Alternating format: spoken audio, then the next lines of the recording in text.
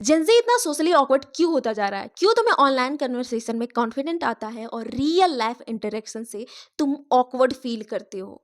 क्यों unknown calls के आने पर तुम एंजाइटी फील करते हो? क्यों हमारी जनरेशन हर छोटी बात पर ओवरथिंक करती है?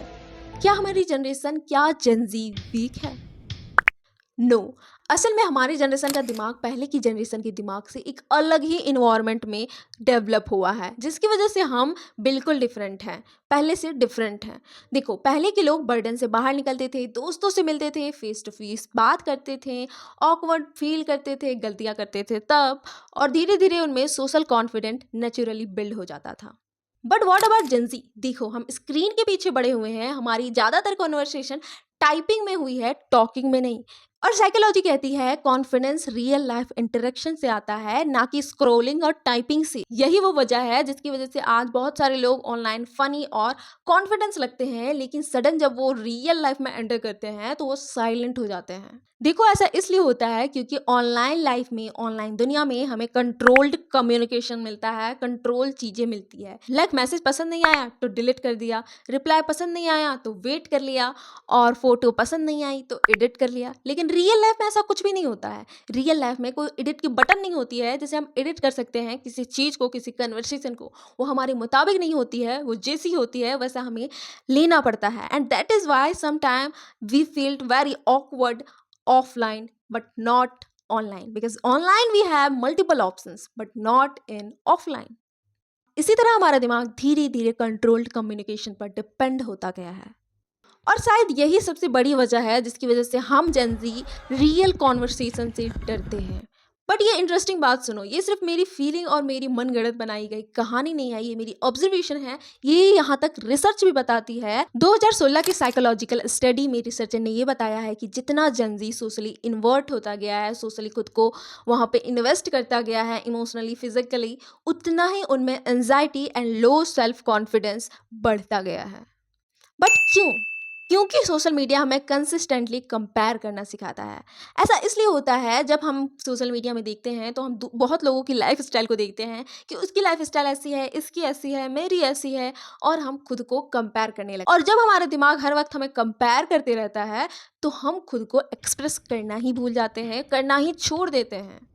इसलिए आज बहुत सारे लोग कन्वर्सेशन करने से पहले ही उसकी पूरी स्क्रिप्ट राइटिंग कर लेते हैं, उससे पूरा रिहर्सल कर लेते हैं कि उन्हें कन्वर्सेशन में क्या क्या बोलना है। इवन ये कोई स्पीच नहीं होती है जो वो पूरी स्क्रिप्ट तैयार कर लेते हैं कि उन्हें क्या बोलना है, कैसे बोलना है, क्यों बोलना है, और क्या क्या कब कब बोलना है। बहुत से लोग तो ऐसे हैं जो अननोन फोन कॉल्स को उठाने में ही एंजाइटी फील करते हैं। Like me, sometime I also field.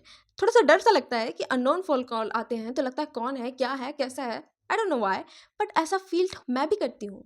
कुछ लोग तो पब्लिक में जाने ही से पहले ही हजार बार सोचते हैं, एज लाइक माई सिस्टर, जो पब्लिक में जाने से पहले ही हजार बार सोचती है कि कहीं मैं वियर्ड तो नहीं लग रही, कहीं मैं अजीब तो नहीं लग रही, कहीं मेरा फेस अजीब तो नहीं लग रहा है, कहीं लोग मुझे ही तो नहीं देख रहे हैं, कहीं कोई हमारे बारे में गलत तो नहीं सोचेगा। ये और हजार बात, I don't know why but this generation thinks like this. And मैंने सिर्फ अपनी बहन में नहीं, बहुत से लोगों में नोटिस भी किया है। मैं भी करती हूँ बट दिस लेवल का नहीं जितना मेरी बहन करती है। कहीं लोग जज तो नहीं कर रहे, कहीं लोग मुझे देख तो नहीं रहे, कहीं मैं मोटी तो नहीं हो गई, कहीं मैं पतली तो नहीं हो गई। और इस टाइप की थिंकिंग को लोग आज अपनी पर्सनैलिटी मानने लग गए हैं। And this is very wrong, because your emotions, your habit is not your personality.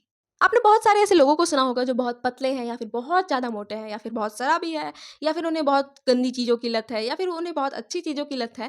तो वो अपने हैबिट से ही जाने जाते हैं, उनकी आइडेंटिटी उनकी हैबिट से होती है। अगर कोई ज़्यादा मोटा है तो लोग उसे मोटा मोटा कह के बुलाते हैं, उसकी आइडेंटिटी मोटी हो जाती है, उसकी आइडेंटिटी का नाम ही हो जाता है कि उसका नाम नहीं रह जाता, उसका नाम हो जाता है मोटा। क्योंकि हम लोगों की आदत होती है कि हम लोगों के बिहेवियर, लोगों के हैबिट्स से उनकी आइडेंटिटी कर देते हैं। इसलिए सम टाइम जब वो मोटा इंसान पतला होने का सोचता है, तब तो वो सोचता है कि मेरी आइडेंटिटी ही है मोटा, मैं मोटा ही कहलाऊंगा, तो मैं पतला कैसे हो सकता हूँ।